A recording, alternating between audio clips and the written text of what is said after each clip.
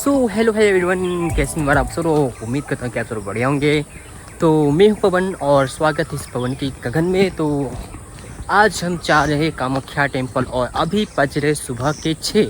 तो आप सोच रहे होंगे कि भाई सुबह के 6 बजे कामाख्या मंदिर जाने का क्या रीज़न है। तो भाई मैं ऐसा बता दूँ कि ये जो कामाख्या मंदिर है बहुत ही फेमस मंदिर, और ये जो मंदिर है कुल 51 मंदिर से जुड़े हुए पूरे इन ऑल इंडिया में है। तो उन्हीं में से एक कामाख्या मंदिर भी है। तो यह जो मंदिर है, इस मंदिर में किसी माँ की पूजा नहीं की जाती है। मैं जहाँ रहता हूँ वो है फॉरेस्ट गेट। तो फॉरेस्ट गेट से जो है दूरी पड़ता है 16 किलोमीटर। तो भाई 16 किलोमीटर हम चलेंगे साइकिल।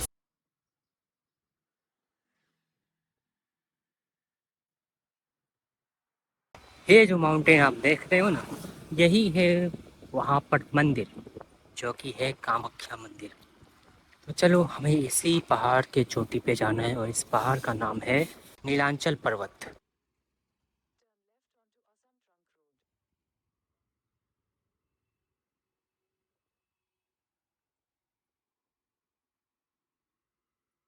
गाइस, कामाख्या मंदिर का यही है द्वार। ये है शॉर्टकट, एक आगे से मुख्य द्वार है। ओके, तो ये है लेवी एयरपोर्ट। यहाँ से 17 किलोमीटर पड़ता है, और 5 किलोमीटर पड़ता है जलूकबाड़ी, और आमीन गांव पड़ता है यहाँ से 10 किलोमीटर। और ये है Nilanchal flyover. Head northeast on Assam Trunk Road। तो यहाँ पर नीलांचल फ्लाई ओवर ही बना दिया गया, उसी के नाम से ये फ्लाई ओवर बना है। तो ये देख सकते हो यहाँ से पहाड़। तो ये है पूरा चढ़ाई। हम जाने वाले हैं मेन गेट से। तो हम आ चुके हैं कामाख्या टेम्पल का, और हम जाने वाले हैं इसके ऊपर। तो भाई मैं लेके आया हूँ साइकिल, और साइकिल रखने का कोई जगह भी नहीं है। तो मुझे कुछ ना कुछ जुगाड़ ढूंढना पड़ेगा, क्योंकि साइकिल ऊपर नहीं ले जा सकते पहाड़ पे। और पहाड़ पे साइकिल ले जाए तो नीचे फट जाएगी चढ़ने में। ऊपर से बारिश भी हो रही है, आई थिंक बारिश होगी। तो बारिश का जैसा मौसम लग रहा है। तो चलो चलते हैं कामाख्या टेम्पल और इलाके वहाँ से। तो इसका एरिया काफ़ी अच्छा बना हुआ है। तो साइकिल चढ़ाने के लिए भाई ऊंचाई का सामना करना तो पड़ेगा ही। और देखता हूँ कितना ऊंचाई चढ़ पाता है ये साइकिल। ये ज़्यादा ऊंचाई भी नहीं है, तो अभी तो ज़्यादा दूर नहीं आए, कब अंधेरा आया। लेकिन हम साइकिल चला के आए, तो इसीलिए थोड़ा सा थकान महसूस हुआ है। और बिना खा पी करके आए, तो जब तक दर्शन नहीं होता तब तक खाना नहीं खाना है। और चलते हैं, ये 3 किलोमीटर की चढ़ाई है। तो देखता हूँ कहाँ तक ये मेरा साइकिल चढ़ पाता है और मैं चढ़ा पाता हूँ। तो यहाँ पर जैसे कि पूरे ऊंचाई है, और इधर पूरा रोड जो है ये देख सकते। रोड के मामले में तो पूरा स्मूथ है भाई, बाइक चढ़ाने में बहुत मज़ा आएगा। लेकिन यहाँ पर जो साइकिल का स्टैंड है ना, वो है नहीं। तो मुझे लगा था कि साइकिल का स्टैंड होगा, बट नहीं है। तो चलो साइकिल को ऊपर चढ़ाना तो पड़ेगा ही, और ऊपर कहीं पर जुगाड़ करना पड़ेगा, क्योंकि यहाँ जो है कामाख्या टेम्पल रात को 12 बजे से ही लाइन में लग जाती है। और मैं अभी पहुँचा हूँ अराउंड 7 बज रहे होंगे। तो बहुत भीड़ होगी, और आई थिंक मेरे अंदाज से दर्शन करते करते हो जाएंगे शाम। क्योंकि यहाँ पर 2 कैटेगरी, एक है जनरल जो कि लाइन में लगना है और लाइन से हटना भी नहीं है, और एक है टोकन वाला जो कि वीआईपी के लिए, है। तो वीआईपी का लगता है 500 रुपये। तो चलो भाई चलते हैं इस अनोखी यात्रा पे। तो देखता हूँ कहीं पर होगा साइकिल का स्टैंड, तो लगा दूंगा। फिलहाल ये दिख तो नहीं रहा, और ज़्यादा जगह पे पोस्टर भी लगा रखा कैसे चढ़ना है। और हाँ, यहाँ पर एक और पोस्टर कि अचानक चढ़ाई गए, और देखता हूँ भाई चढ़ पाती है कि नहीं मेरी साइकिल।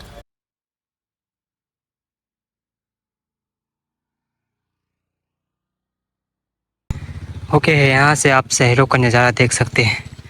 काफ़ी ऊंचाइयाँ हैं, और आपको शायद दिख रहा होगा यहाँ पर एक, जिस द्वार से हम आए हैं वो द्वार कुहेसा टाइप का लगा हुआ है, क्योंकि बारिश का मौसम, बारिश आ चुकी है इसीलिए। तो भाई लोग चलते हैं, आगे बढ़ते हैं और बताते रहते हैं। और यहाँ पर कुछ पेंटिंग है, देख सकते हो, पत्थरों में नक्काशियाँ की गई है सीमेंट से। तो यार आते ही बारिश शुरू हो चुकी है, तो अगर जितना टाइम मैं यहाँ लगाऊंगा उतना ही टाइम मुझे पहुँचने में वहाँ लगेगा। तो भाई गाड़ी की आवागमन चलता ही जा रहा है, चलता ही जा रहा है, ऊपर जाता ही जा रहा है, क्योंकि सब गाड़ी से ना भाई, इसलिए। तो देख सकते हो। तो यार बारिश में निकलना पड़ेगा अपन को लगता है। सो गाइस यहाँ पर देख सकते हो बहुत सारा दुकान है, फूलों की दुकान, प्रसादों की दुकान। और यहाँ पर देख सकते हो भीड़ लगी पड़ी है, वो भी लाइन में, वो भी जनरल वाला कतार में। तो चलो देखता हूँ पार्किंग का कहीं ऑप्शन होगा तो लगा दूंगा साइकिल को और निकलते हैं इस लाइन में लगने के लिए। इसी एरिया में आके आप लाइन लग सकते हो। और ये है लाइन लगने का पहला चरण, जो कि यहाँ पर अराउंड 20-30 रहते हैं जन। तो लाइन लगने की दूसरा चरण बताता हूँ, ये इसमें रहता है मतलब कि 100-200 राउंड के करीब, 300 के आसपास से भी चला जाता है। तो ये गेट वाइज रहता है, इसमें एक पर्ची दिया जाता है और इसी पर्ची से हम यहाँ पहुँचे थे 7 बजे। और ये जो टिकट मिला है हमको 10:28 पे, तो बोले तो 3.5 घंटा मुझे लगा ये टिकट लेने में। तो आगे चल के देखता हूँ कि आगे फिर लाइन लगना पड़ता है। तो जगह जगह पे पोस्टर भी है कि किधर जाना है टिकट लेके। और ये है द्वार अंदर जाने का, और टिकट में लिखा हुआ है 5 बजे शाम को दर्शन टाइम है। तो अपन को रुकने पड़ेंगे पूरे 12 घंटे के करीब, क्योंकि सुबह को 7 बजे आए थे, 6 बजे घर से निकले थे और यहाँ पर लिखा हुआ है 5 बजे। मुझे नहीं लगता कि 5 बजे यहाँ पर दर्शन मिलेंगे, क्योंकि और भी टाइम लग सकते हैं। तो चलो देखता हूँ।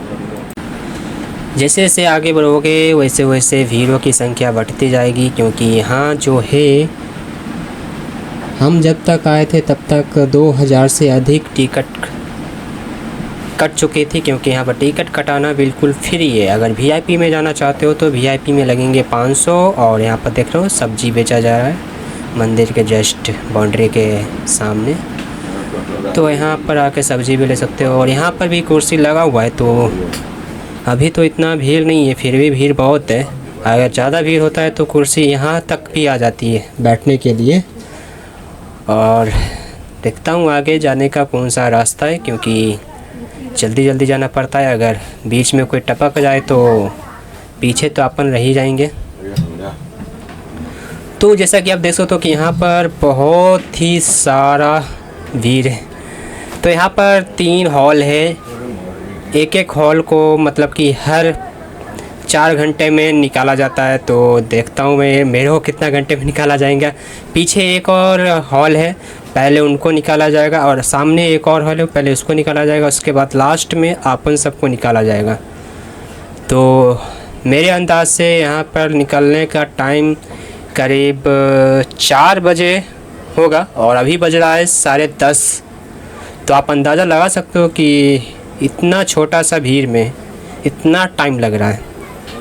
और मैं पहले बता भी दिया हूँ कि 2000 से अधिक है। तो टोटली जो टाइम है अभी बज रहा है आई थिंक मेरे अंदाज से 4। तो ये जो दुरुखा टाइप का लग रहा है ना, लंबा लंबा, तो ये तो है मतलब कि मंदिर का व्यू बाहर का देख सकते हो। और ये जो दुरुखा टाइप का लग रहा है पूरे यहाँ से लेकर वहाँ का भीड़ ही भीड़ है। तो अपन को जस्ट थोड़ा सा आगे बढ़ूँ 1 घंटा बैठना पड़ता है, फिर से आगे बढ़ूँ फिर से 1 घंटा बैठना पड़ता है। तो पेशेंस रखना पड़ेगा भाई, अगर यहाँ पर दर्शन करने आए हो तो। अगर पेशेंस नहीं है तो बहुत कुछ हो सकता है। और हाँ, मैं बिना खाए पिए यहाँ से निकला हूँ, तो अगली बार आऊँगा तो खाना लेकर आऊँगा, आई थिंक फल वगैरह। तो चलो, तो अपन को 6:30 बजे दर्शन हुए माँ की। तो आप अंदाज़ा लगा सकते हो, सुबह के निकले थे 6 बजे और शाम को दर्शन हुए 6:30 बजे, तो 12 घंटे से ज़्यादा ही हो गया भाई। तो अगर आप आना चाहते हो यहाँ तो रात को 12 बजे निकलिए, सुबह को 9-10 बजे आप फ्री हो जाएंगे और मंदिर आराम से घूम पाएंगे।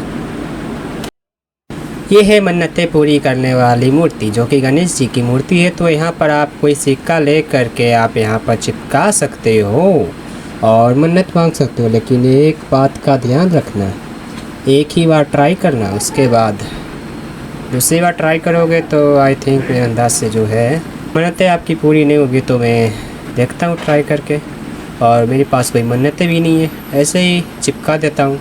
वैसे तो यहाँ पर सिंदूर से भरा हुआ है पूरा, चलो चिपक तो गया, बट दूसरी बार में। कामाख्या मंदिर का क्या रिश्ता है कन्नौज से? कामाख्या मंदिर का उल्लेख कालिका पुराण में मिलता है। इस मंदिर का मौजूदा स्थापत्य 15वीं सदी का बताया जाता है। गुवाहाटी में नीलांचल की पहाड़ियों में स्थित कामाख्या मंदिर देश की 51 शक्तिपीठों में से एक है। सभी शक्तिपीठों में इसे महापीठ का दर्जा हासिल है। पूर्वोत्तर राज्य की इस शक्तिपीठ से उत्तर प्रदेश के कन्नौज का एक खास रिश्ता है। अचरज में डालने वाले इस संबंध के साक्षी हैं यहाँ के पुजारी। उनका इतिहास कन्नौज से जोड़ता है। इस अनोखे रिश्ते की शुरुआत होती है 10वीं शताब्दी में। उस समय असम में पाल राजवंश का राजा था। उस दौरान राजा धर्मपाल ने कन्नौज से 5 पुजारी परिवारों को कन्नौज से लाकर गुवाहाटी में बसाया था और उन्हें कामाख्या मंदिर से पूजा पाठ की जिम्मेदारी सौंप दी थी। तब से यही परिवार यहाँ के पूजा पाठ की जिम्मेदारी संभालते हैं। तब लाए गए 5 परिवारों में अब पुरुषों की संख्या 400 से ज्यादा है। सभी परिवारों का एक निश्चित समय बाद पूजा करने का नंबर आता है। ये क्रम चलता रहता है। कामाख्या मंदिर का उल्लेख कालिका पुराण में मिलता है। पौराणिक कथा है कि सती अपने पिता दक्ष प्रजापति द्वारा शिव के अनादर को बर्दाश्त नहीं कर पाती और यज्ञ कुंड की अग्नि में जलकर देह त्याग देती हैं। सती के वियोग में शिव क्रोधित हो उठते हैं और उनका शव अपने कंधे पर लेकर तांडव करने लगते हैं। उनके तांडव की ऊर्जा से संपूर्ण ब्रह्मांड का अस्तित्व ही खतरे में आ गया। इस पर भगवान विष्णु ने अपने सुदर्शन चक्र से सती के शव को काट दिया ताकि भगवान शिव को नियंत्रित किया जा सके। माता सती के अंग छिन्न भिन्न होकर पृथ्वी पर गिरे। जहां जहां उनके अंग गिरे वो शक्तिपीठ हो गए। मान्यता है कि माता सती की योनि का हिस्सा कामाख्या में गिरा था और यहाँ कामाख्या शक्तिपीठ की स्थापना हुई। कामाख्या मंदिर का मौजूदा स्थापत्य करीब 15वीं शताब्दी का बताया जाता है। इसे सिद्ध पीठ का दर्जा दिया गया है। हर साल यहाँ लगने वाले पारंपरिक मेले में लोग अपनी सिद्धि की उपासना करने आते हैं। इस मंदिर में अन्य मंदिरों की तरह माँ जगदम्बा या उनके किसी रूप का ना तो चित्र है और ना ही मूर्ति। पूजा के लिए एक कुंड है जिस पर फूल अर्पित किए जाते हैं। ये कुंड हमेशा फूलों से ढका रहता है। इसके ढके रहने का कारण स्पष्ट तौर पर समझा जा सकता है। यहाँ आने वाले श्रद्धालुओं को प्रसाद में लाल रंग के गीले कपड़े का टुकड़ा दिया जाता है। मान्यता है कि माँ के रज से भीगा ये कपड़ा भक्तों को उनके मनोरथ पूरे होने का प्रतीक है। उसकी ऊर्जा से ही भक्तों के जीवन में सकारात्मक ऊर्जा का संचार होगा जो उन्हें तमाम नकारात्मक कारकों से बचाए रखेगा। इस मंदिर की पूजा परंपरा हजारों साल पुरानी है। उसमें किसी भी तरह का कोई बदलाव कभी भी नहीं किया गया।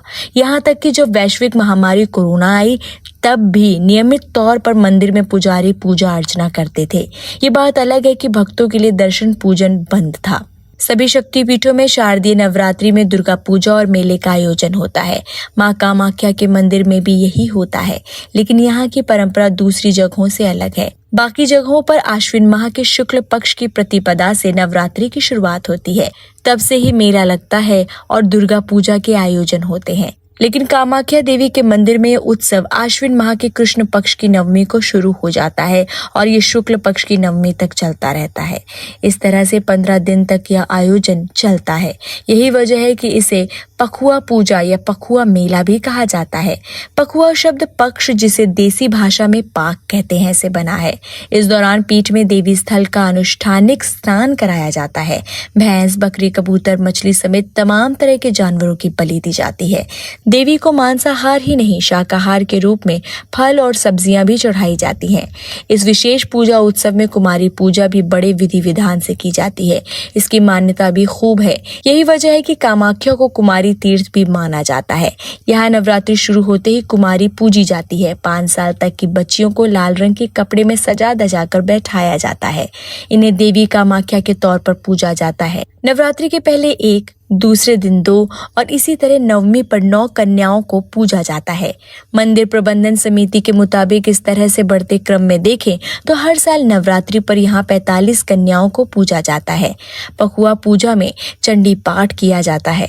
आमतौर पर सभी शक्तिपीठों में चंडी पाठ या दुर्गा पाठ होते हैं। सभी जगहों पर नवरात्रि के पहले दिन से इसकी शुरुआत होती है, लेकिन कामाख्या के पखुआ मेले के पहले ही दिन चंडी पाठ शुरू हो जाता है। मेले के शुरुआती दिनों में जबकि दूसरी जगहों पर नवरात्रि शुरू नहीं हो जाती, तब तक यहाँ असम के बाहर के कम ही भक्त चंडी पाठ करने पहुँचते हैं, लेकिन नवरात्रि शुरू होते ही यहाँ बड़ी संख्या में भक्त पहुँचने लगते हैं। मंदिर में पुजारियों और पंडों की अच्छी खासी संख्या है, लेकिन एक खास बात यह है कि यहाँ आने वाले श्रद्धालुओं अपने पुजारियों के यहाँ ही रुकते हैं। ये इस मंदिर की एक परंपरा का हिस्सा हो गया है। ज्यादातर भक्त जब यहाँ दूर से दर्शन करने आते हैं तो यहाँ अपने पुरोहितों के यहाँ ही ठहर जाते हैं। पंडे या पुजारी भी अपने जजमान के लिए अपने घरों में 2-3 कमरे खाली रखते हैं। एक तरह से पुजारियों के जीविकोपार्जन का साधन भी है। इन पंडे पुजारियों के यहाँ ठहरने वाले जजमान कुछ दान दक्षिणा भी देते हैं।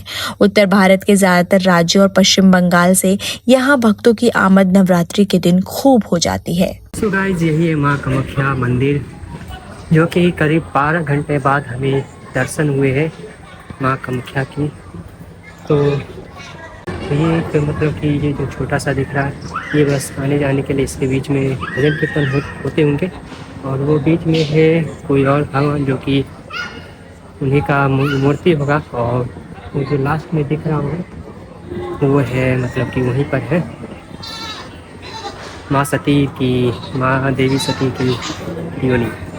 तो वहाँ पर पानी रहता है, उस पानी को लेके छिड़कना होता है। तो चलो, वहाँ पर एक होटल है, फ़िलहाल हम नहीं खाएंगे, और रात बहुत हो चुकी, अभी 6:30 बजा है, और हम निकले थे घर से 6:30 बजे निकले थे। तो यार, अगर जल्दी दर्शन करना है इस मंदिर में तो आपको निकलना होगा रात के 12 बजे, तब जाके आप सुबह के करीब 11 बजे दर्शन कर पाएंगे। तो चलो देखो, यहाँ पर बकरा रखा जाता है और बकरे को भी बलि दी जाती है यहाँ पर। तो इसकी कहानी भी अलग ही है बकरे की कुछ। और इस 27 तारीख के अराउंड मतलब कि इसी आसपास में मेला लगने वाला है। तो देख सकते